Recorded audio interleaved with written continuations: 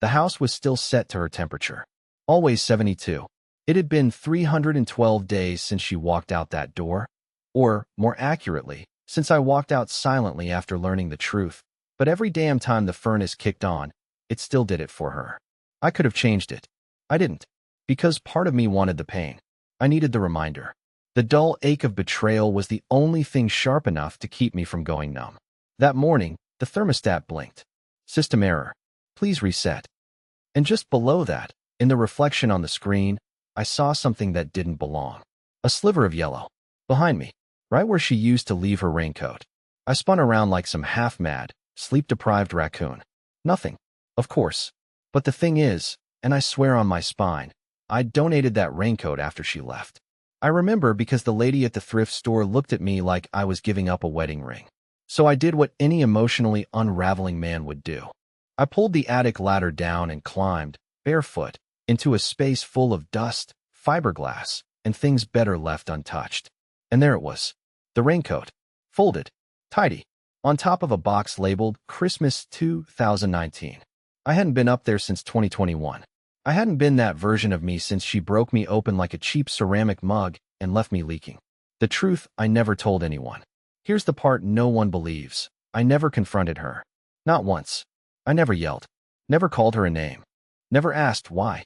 I found out what she did in the most humiliating way a man can. She whispered it. Not to me. To someone else. While she thought I was asleep. It was a Wednesday. She was laughing in the kitchen with someone on speaker. Probably that guy. The one she met at the antique fair when she said she was scouting shelves for the mudroom. He still thinks I'm overwhelmed with work. Bless him. I could lie to his face in a church and he'd believe I was praying. I never unheard it. I just closed my eyes harder and pretended my heart wasn't falling apart in real time. That night, I watched her sleep like nothing had happened. She looked so peaceful, dreaming next to the man she believed was too weak to ever leave. And maybe I was. Until I wasn't. The raincoat. The attic. The blinking thermostat. Was it her? Had she been back? Was this some sick breadcrumb trail? No. She was gone. I was alone. But not for long. The box wasn't supposed to be open. I know that sounds like nothing. Just a dusty cardboard box in a quiet attic on a sleepy Thursday morning. But this particular box, labeled Christmas 2019 in Noreen's curly handwriting, was sealed. Taped. I taped it myself. I remember because she cried that Christmas over a scratched Polaroid camera I bought her. I'd kept the camera in that box ever since, wrapped in the same blue scarf I used to clean the lens with. She said it was the only gift that ever made her feel really seen. That word meant everything to her, seen.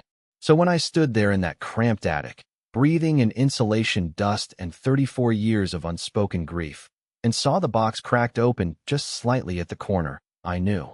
She had been back. No one else could have gotten up there. I never told anyone about the attic ladder's warped hinge. You had to kick it twice, in the exact same spot, or it wouldn't budge. The landlord didn't know. I hadn't had a guest in over 8 months. And I sure as hell never went up there after she left. I crouched, hands trembling, and peeled the lid back. The camera was gone, but in its place was a letter. No envelope, just a folded sheet of paper. Cheap, printer-style paper. Folded 4 times, like someone didn't want it to be opened. It wasn't dated. It wasn't signed. The first line made my knees go weak. You think you know what happened, but you don't. Now, I need to pause here to say something, because I know how this sounds. Like I'm unraveling. Like I'm desperate to find meaning in scraps. Maybe I am. I fully admit I haven't been the same since the day I walked out. Since the day I swallowed every word I wanted to scream, packed 2 pairs of socks and my self-worth, and disappeared into silence. But that letter, God, that letter, felt like a hand reaching up from the past, clawing at my ankle, dragging me back under. The letter went on. I never meant for you to find out the way you did. And I definitely didn't expect you to vanish like some ghost in your own life. You were supposed to scream, fight, demand answers. But you just left. That did something to me. Broke something. You think I betrayed you, but you never saw the full picture. There were things I was trying to protect you from. Things that had nothing to do with him. If you're reading this, you've been in the attic. That means you found the coat. That means you're ready. Check the back of the bedroom mirror. That's where the rest is. I don't know how long I sat there. Could have been 5 minutes. Could have been an hour. I remember blinking and realizing my hands had gone completely numb from gripping the letter too tight. My brain was playing tricks on me, throwing questions at me faster than I could answer them. Why did she come back? What else did she leave? What could possibly be worse than sleeping with someone else? And most haunting of all, why would she still be trying to explain anything after all this time? I climbed down like I was sleepwalking. The bedroom mirror she mentioned had a wooden frame. Big, antique, heavy. We bought it together at a garage sale from a woman who said it came with secrets. We laughed at that then. Stupid. Romantic. I tilted it forward, and there it was, a slit in the cardboard backing, carefully sliced. I reached in. There was another note. And a flash drive. Just sitting there. Cold. Waiting. She must have hidden it while I was still asleep, or gone for groceries, or folding laundry like a fool thinking everything was okay.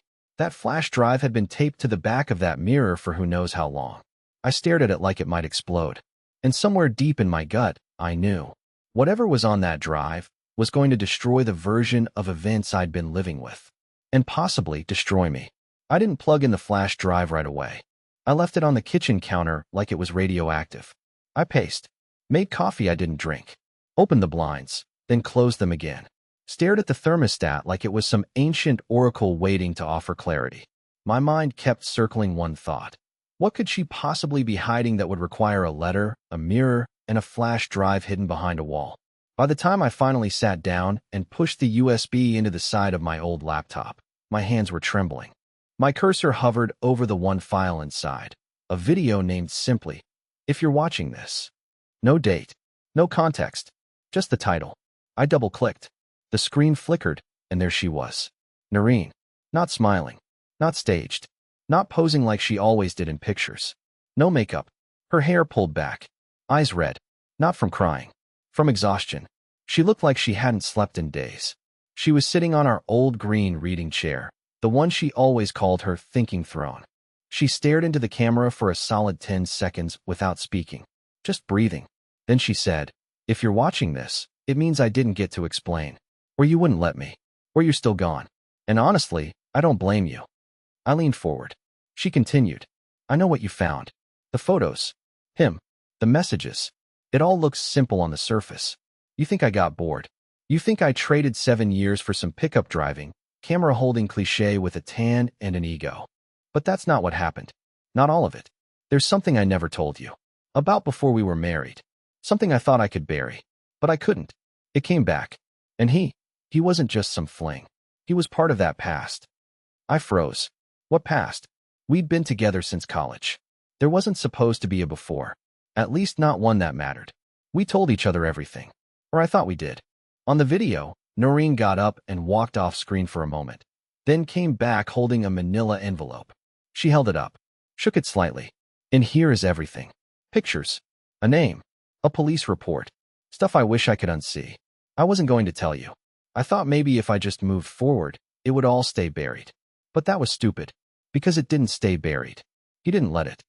I sat there blinking, stunned. This wasn't a confession video. This was a warning. Noreen placed the envelope on the floor, slid it under the chair, and looked straight into the lens again. "You trusted me more than I deserved. And you were always so good. So kind. It's why I thought I had to protect you from this. But maybe that was selfish. Maybe I just didn't want to watch you change once you knew what I used to be part of. What I did. What he did." She exhaled and said, "He came back, Garvin. That's how it started. It wasn't about romance. It wasn't even about revenge. It was blackmail. At first." The video cut off. Just like that. No goodbye. No explanation. Just a frozen frame of Noreen staring into the void of her own mistakes. I sat in silence for what felt like hours. The furnace clicked on. The wind outside picked up. Somewhere down the street, a dog barked. But inside me, everything had gone still. Like the part of my brain responsible for anger, grief, and confusion just overloaded and tripped the breaker. Blackmail? What the hell had she been involved in? And why didn't I know about any of it? That night, I barely slept. I kept thinking about the attic, the coat, the box, the letter, the flash drive, the envelope under the chair in the video. But when I checked the actual chair in the living room, the one right in front of me in the real world, the envelope wasn't there. It never had been. She filmed the video somewhere else. A different place. which meant there was still more I hadn't found. And if she had hidden that envelope, it meant she never intended to vanish completely. Maybe she was still out there. Maybe she wanted me to find her. Or maybe someone else already had. The thing no one tells you about unraveling is that it doesn't happen all at once. You expect it to feel like an explosion, a moment where the dam bursts and you're soaked in shock and grief and rage. But it's quieter than that. Slower. It happens in fractions. A whisper in a hallway. A creak you can't explain. A photograph that's been there the whole time. Only now you're looking at it closer. That's what happened the next morning. I went looking for the manila envelope. The one Noreen held in the video. The one she said had everything. If she filmed it somewhere else, then that meant she had access to a place I didn't know about. And if that was true, I needed to figure out where she'd gone when she vanished from our life, and why she came back just to leave behind breadcrumbs. The first place I checked was the storage locker. I'd forgotten we even had one. It was technically under my name, but Noreen was the one who handled the payment. We used it mostly for boxes of seasonal stuff, fake pumpkins, tangled lights, her old photo backdrops. I hadn't been there since the split. I drove across town with my stomach in knots and a rusted key on my keychain that I never had the heart to throw away. The unit smelled like plastic, cardboard, and old pine-scented candles. I opened the first few boxes. Junk. Dust. Forgotten holiday junk. Then I opened one labeled studio props. And that's when I saw it. A thick stack of Polaroids wrapped in an elastic band. Not hers. Not mine. Not the artsy kind she used to shoot for engagement clients or families with matching outfits. These were different. Darker. And they weren't taken by her. They were of her. Alone. In odd places. Parking garages. Laundromats. A stairwell I didn't recognize. All of them low-res. Grainy. Off-center. All of them dated. Handwritten in red pen on the white border. Sometimes just numbers. Sometimes full dates. Always in the same handwriting. And in each one, Noreen looked scared. Not posing. Not unaware. Scared. One in particular stopped my breath. She was standing next to our mailbox. The one with the dented side from the time a snow plow clipped it. She was looking over her shoulder, eyes wide. Her hair was in a messy bun, the exact way she wore it that last week before I left. That meant the photo was taken during the time I thought she was just working late and feeling distant. And someone was watching her, stalking her, documenting her. I sat down hard on an old plastic crate, holding the stack like it might fall apart if I blinked. I flipped through them again, and that's when I noticed something else, the reflection. In one of the glass doors behind her, faint but unmistakable, was a silhouette. A tall man. Hoodie. One hand raised, holding the camera. I zoomed in on my phone. Not much detail, but something about the posture, the angle, it wasn't random. Whoever he was, he knew her well enough to get close. And she knew him well enough to look right into the lens without needing to see his face. So I made a terrible decision. I called her number. It had been disconnected for months, but I called it anyway. It rang. That was new. It rang. Then it went to voicemail, but it wasn't her voice. Just static. And then a message. 2 words. You found them. I dropped the phone. I wish I could tell you I stayed calm. That I approached it like a puzzle to solve, a mystery to unlock. But no. I panicked. I locked the storage unit, drove home through red lights, checked my rearview mirror like I was being followed. My hands wouldn't stop sweating. My chest felt hollow, like the air I was breathing had stopped feeding my brain. When I got back home, I checked every window, every door, every closet. I turned on all the lights. I even checked the attic again, half expecting to find that raincoat hanging in a different place. It was still there. Same fold. Same color. Mocking me. The manila envelope wasn't the only thing I was missing anymore. There was a man out there, one she knew before I ever existed in her life. One who'd reappeared. One who had followed her, photographed her, blackmailed her. And now, somehow, he knew I'd found the photos. Which meant this wasn't over. Not even close. I didn't sleep that night. Not in the way normal people do. I lay there on top of the covers, fully dressed, 1 foot still on the ground, lights on in every room, as if illumination could somehow protect me. My phone was face down on the nightstand, but I kept staring at it like it might move on its own. That voicemail, "You found them," had shattered any illusion I still had that this was just about infidelity. No, this was bigger, deeper, something she had been running from. And now I had stepped into it, willingly, blindly, stupidly.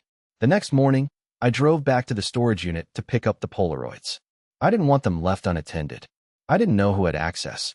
When I unlocked the unit and lifted the same box, my heart sank. The pictures were gone. All of them. The box hadn't been moved. Nothing else was touched. Just the Polaroids. Either someone followed me, or someone expected me to find them. And now that I had, they were no longer necessary. But I remembered something. In one of the photos, Noreen had been standing in front of a glass door with peeling paint and a neon sign half lit. I remembered it because of the name, Hollow Pines Inn, half glowing behind her like a ghost. It was one of those off-brand, side-of-the-road motels you don't even notice until you're too tired to care where you're sleeping. I Googled it. Still operational. About an hour south of town, nestled off Route 14 near an abandoned gas station. I got in the car. Hollow Pines Inn was worse than I expected. One floor. Cracked asphalt lot. The sign out front buzzed like it had a beehive inside it. The office was locked when I arrived. I had to ring a little metal bell 4 times before a man with yellowed glasses shuffled out from the back. He looked like someone had pressed pause on his life 20 years ago and forgot to resume. I told him I was looking for someone. Showed him Noreen's photo, a normal one, a smiling one where she wasn't scared. He stared at it for a long time, then shrugged. Might have been here. Can't say. I asked if I could check the guest logs. He grunted, disappeared again, and came back with a weathered binder that looked like it had been used to prop up tables more than record names. I flipped through it. Page after page of illegible signatures, fake names, initials, and blank entries. Then I found one that made my stomach drop. Room 7. Signed in under the name L.F. Winters. I knew that name. Noreen had used it as a pseudonym once when ordering something embarrassing online. We'd laughed about it. L.F. stood for Leave Me Alone Forever. It was her little inside joke when she didn't want to be found. And now here it was, written in shaky ink next to a date from 6 months ago, 2 weeks after I left her. She came here. Alone. Or so I thought. I asked the man at the desk if the room was still used. He shook his head. Not since the incident. I froze. What incident? He scratched his neck. Police came. Said no foul play. But, woman left in a hurry. Room was wrecked. Like, smashed mirror, broken lamp, torn sheets. Never seen anything like it. We tried renting it again, but folks kept complaining. Said the lights flickered. Said it fell off. We don't use it no more. I asked to see it. He paused, then handed me a rusted key from a drawer. Room 7 was at the end of the row, next to an old vending machine filled with sodas that expired in 2022. The door creaked open like it had been waiting for someone. The air inside smelled like stale cologne and forgotten trauma. The mirror was still cracked. There were scratches on the inside of the door, small ones, frantic. A single earring lay in the corner near the baseboard. Noreen never wore earrings. She said her ears were too sensitive. But there it was. Someone else had been there. And whoever they were, they hadn't left quietly. I sat on the edge of the mattress, trying to feel the room. I know how that sounds. But I wanted to sense something. A fragment. An echo. I didn't know what I was hoping for. A forgotten note? A hidden clue? A reason? What I found was under the bed. A folded sheet of motel stationery. It had a few words, scrawled in red pen. He knows where you live. Stop digging. That was it. No signature. No date. Just those 7 words, written with pressure deep enough to indent the page beneath it. I stood up and left that room without looking back. When I got in my car, my phone buzzed. Blocked number. A text this time. You should have stayed gone, Garvin. I didn't reply. I just turned the key, locked every door, and drove home with my eyes on every car behind me. This wasn't about Noreen cheating anymore. That part almost felt laughably small now. No, I was in something else. Something dangerous. She hadn't just been unfaithful. She'd been hunted. And somehow, without knowing it, I had walked right into the trail she left behind. A trail that someone else clearly didn't want me to follow. But it was too late now. I wasn't stopping. Not until I found out what really happened in room 7. And what she'd been running from before she ever met me. I didn't go home right away. Not after the text. Not after what I read in that motel room. You should have stayed gone. That was a threat, not a warning. Whoever sent it didn't just want me to stop digging. They wanted me to disappear again. For good this time. And the way it was worded, it sounded personal. I parked in the lot behind the library downtown and sat there for almost an hour. Heart racing. Hands twitching. The Polaroids were gone. The motel had been scrubbed of clues. But whoever was watching Noreen hadn't just followed her. They were still watching now. Watching me. Which meant I wasn't chasing ghosts anymore. I'd stepped into something living. Something that could see me. I didn't have a plan. Not really. But I remembered something else from the video. Something Noreen had said without meaning to. When she mentioned he didn't let it stay buried. She wasn't just talking about her past. She was talking about someone who knew how to find people. Someone who operated in shadows. Someone who used cameras. The photos weren't for pleasure. They were for leverage, control, surveillance. And then it hit me. I knew someone who might know something. Someone who worked in the same orbit as Noreen. Not closely, but enough to know who the creeps were in their world. Matty Shore. He was a washed-up event photographer who had worked a few weddings with her. Total burnout. Creepy guy. Mid-40s. Too many rings. Smelled like expired cologne and carried a fanny pack full of lens cloths and breath mints. I hated him on sight. But I remembered something else. Noreen once mentioned he got blacklisted from a bunch of directories. She never told me why. I found him on Facebook. Still active. Still tagging people in badly filtered portraits. Still advertising mini sessions in mall parking lots. I messaged him from a burner account I made months ago when I was still in my watch the world from a distance phase. I asked if he remembered Noreen. Said I was working on a photo project about local artists and needed background. He responded in 5 minutes. She was good. Real good. Quiet though. Paranoid. Not like the others. Thought everyone was watching her. Even accused one guy of following her to a gig. But between us, she wasn't wrong. There was this guy? Owen something. Real name might have been fake.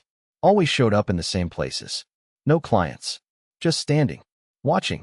Some said he used to be a wedding shooter too, but got into some stuff. Sketchy stuff. Got booted from forums. Banned from Facebook groups. Creeped out a lot of people. Then vanished. Like, off the grid. Wait, why are you asking about her again? You related? I didn't answer. I just closed the chat and opened a private browser window. Owen something. Wedding photographer. Booted. Watch people. Disappeared. I cross-searched archived forum threads, private directories, even Craigslist horror stories. Eventually, a pattern emerged. People referred to him with nicknames, Owen L., Lensman, the Reviver. But one post stood out. A thread from 6 years ago on a now-defunct photography board. Subject, avoid hiring Owen L. at all costs. He doesn't ask questions, doesn't introduce himself, just shows up and starts clicking. I didn't even hire him. He was just there, watching my assistant.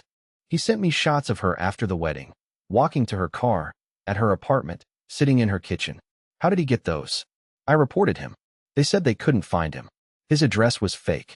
His phone number was disconnected. This guy is a phantom. The post had 2 responses. One said, same thing happened to me. He took pictures of my wife before the shoot. The other said only, he wears a mask when he works. No joke. Old film camera. Looks like a prop. Might not even be real. Creepy as hell. I don't know what made me do it, but I searched my own hard drive. I went back through every backup from Noreen's photo shoots. She used to store raw footage on my external in case she ran out of space. I hadn't touched it in over a year. I opened a folder from a shoot she did just a few months before everything fell apart. A picnic engagement shoot for a couple from Des Moines. I remembered the day well. We argued that morning because she said she'd be back by 3 and didn't get home until nearly 6. I was petty about it. Didn't speak to her the rest of the night. I opened the folder. Hundreds of raw shots. Sunlight. Checkered blankets. Champagne flutes. Then something odd. 3 photos that didn't fit the rest. Dark lighting. Black and white. Taken from behind the tree line. The couple blurred in the background. And in the bottom corner, almost unnoticeable, a figure, barely visible. Long coat. Camera raised. And a white mask. Not like a Halloween mask. No, this was something more surreal. Smooth. Pale. Expressionless. Almost medical. Like someone trying to erase their own identity. I stared at that image until my eyes burned. This wasn't just a man who watched. This was a man who inserted himself into moments. Someone who observed from the edges. Who used a camera not to capture beauty, but to manipulate, to document, to own. Was it Owen? Was he back? Had he ever left? And was Noreen running from him? Or hiding something with him? The line was starting to blur. And for the first time since I left her, I wondered if she was still alive. It took me 2 full days to find the address. 2 days of tracing metadata embedded in Noreen's old photos. Not the edited ones, the raw files, the ones she never meant to publish. GPS data, timestamp anomalies, cross-referencing client names with background scenery. It was obsessive, yeah, but that's what I'd become. A man possessed by a woman he no longer trusted and the ghost she might have left behind. There was one photo in particular, from a newborn shoot. At first glance, nothing special. Baby wrapped in a blanket. Parents glowing. But through the window behind them, just barely in frame, was a weathered porch with a cracked banister and a red wind chime hanging from a chain. I'd seen that porch before. It wasn't from any shoot. It was from a dream. A recurring one. I know how that sounds. I know what you're thinking. Dreams don't mean anything. But this one had been showing up since the week I left Noreen. Always the same. I'm standing outside a house I don't recognize, but somehow know. I knock. No one answers. The door creaks open anyway. Inside, there's only silence and the smell of something just extinguished, like a candle that had been burning for years and finally gave out. I'd always assumed it was symbolic. My therapist, back when I could still afford one, said it was my subconscious processing the loss. But now I was staring at the actual house. It was real, and I found it. An hour outside the city, nestled on the edge of a dying tree line off a gravel road that doesn't show up on GPS unless you use coordinates. No mailbox, no street number, no Zillow history, just a property that didn't seem to want to be known. I drove out there with my stomach doing flips and a crowbar in the trunk, just in case. The sky was overcast. The wind felt thicker than usual, like it was carrying dust from a different time. As I pulled up the narrow drive, my headlights caught the wind chime. Still red, still swaying like it had been waiting. The house looked abandoned. No curtains. Shingles missing. One of the windows cracked like a bullet had kissed it and moved on. I stepped out of the car and immediately regretted it. Silence hit me like a punch. No birds. No traffic. No rustling trees. Just the house. Watching. The front door was unlocked. Of course it was. Because things like this don't happen by accident. They happen because someone wants you to come inside. The air inside smelled stale, but not rotted. Like no one had lived here in a long time, but someone had visited. Dust everywhere. Furniture covered in old sheets. A grandfather clock in the hallway with no hands. I moved slowly, room by room. Living room. Empty. Kitchen. Empty. Bathroom. Something scratched into the mirror. Do not look for her. The letters were traced in something dark. I told myself it was lipstick. I needed it to be lipstick. Then I found the basement door. It was painted shut. That's not an exaggeration. Literally sealed with a line of cracked white paint along the edges, like someone wanted it invisible. I peeled it open with a knife from the kitchen and forced it downward, revealing a staircase into darkness that smelled like wet concrete and mildew. I don't know why I went down there. Curiosity? Obsession? Self-hatred? But the moment I reached the bottom, I knew I'd found something meant to stay buried. The walls were lined with photographs. Hundreds. All pinned like butterflies in a collector's box. Not just of Noreen. Of me. Walking to work. Sleeping on the couch. Watching TV through the living room window. Pictures of us. From before I ever found the messages. From before I knew I was being watched. And in every photo, there was a reflection. A sliver of a mask. In a window. A TV screen. The glass of a cabinet. Always there. Like he wanted me to see him. Like he was part of the memory. In the far corner of the basement was a table. A camera sat on top of it. Old. Dusty. But plugged into a battery pack humming quietly in the silence. Next to it, a note. Typed. Clean. Precise. Some stories are better told through pictures. Some ghosts still breathe. You're almost there. And beneath the camera, tucked neatly under the strap, was something I hadn't seen in almost a year. Noreen's wedding ring. I don't remember how I got back to the car. I only remember the feeling, like I had walked out of my own mind and left the door open behind me. I sat behind the wheel for 20 minutes, clutching the ring so tightly it left a mark in my palm. She had been there. He had been there. And now, I was there. I wasn't following a trail anymore. I was the next subject in the lens. I didn't sleep for 36 hours after leaving that house. The images, those photos of me and Noreen, weren't just unsettling. They shattered the timeline I'd been living in. Whoever had taken them hadn't just been watching us in the final days, they'd been around for years. Quiet. Close. Always behind the curtain of normal life. But as I sat alone in my living room, Lights on, every lock triple-checked. Something else crept in. Not fear. Not anymore. I had passed fear. I was somewhere beyond it. I was ready. I took the camera from the basement, the old one, and connected it to my laptop. There was only one file inside. A folder named Reveal. It contained 6 video files. The first 5 were dated. Moments Noreen had never told me about.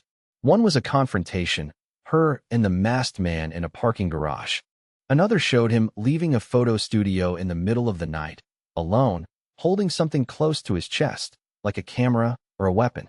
The fourth was the motel room. Noreen pacing, crying, talking into the phone, whispering he's not listening. I need him to see it himself. The fifth was her placing the flash drive behind the mirror, her hands shaking. Then came the 6th file. No date, just a title. For Garvin. I hesitated, then clicked. The screen lit up. Noreen sat in the attic, the same raincoat behind her. She looked different, healthier, clear-eyed. Her voice was calm. If you're watching this, she began, then you didn't give up. You found everything I left. And before anything else, you need to know, I'm safe. I'm okay. I sat up straight. My heart stalled. I know it's a lot, she said, but you deserve the whole truth. His name is Owen Lang. He wasn't just someone from my past. He was someone I reported. A long time ago, before I ever met you. He used to work in my studio circle. Creepy, controlling. He manipulated a lot of young photographers, made them dependent, got them scared. He'd follow them, document them, tell them if they left him, he'd erase them from the narrative. Whatever that meant. He disappeared for years, then reappeared when I started gaining a following. She looked away for a second, composed herself. When you found those messages, the fake affair, that was staged. Partly. He was blackmailing me, told me to create the illusion I was cheating, to drive you away. He said if you left me willingly, you'd stay gone. You'd be too hurt to dig. He knew you, studied you, knew you trusted me completely, and that was the weapon. Tears filled her eyes. But I underestimated you. You didn't react with rage or violence. You left with silence. And that silence broke everything. Because he expected chaos. He didn't expect love to look like grief. She smiled, faint, tired. I've been in witness protection of sorts. A private program run through a legal fund helping victims of long-term surveillance abuse. That's why I couldn't reach out. That's why I left everything hidden. You had to find it your way. Because you don't believe words anymore. You believe evidence. Her voice cracked, then steadied.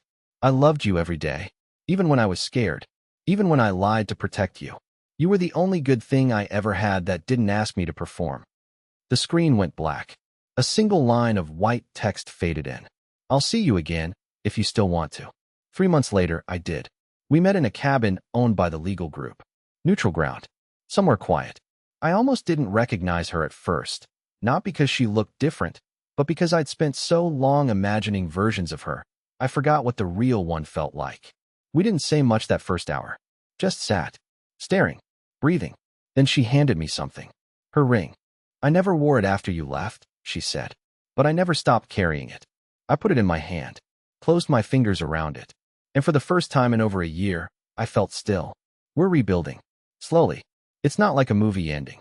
It's not a wedding montage or a dramatic kiss in the rain.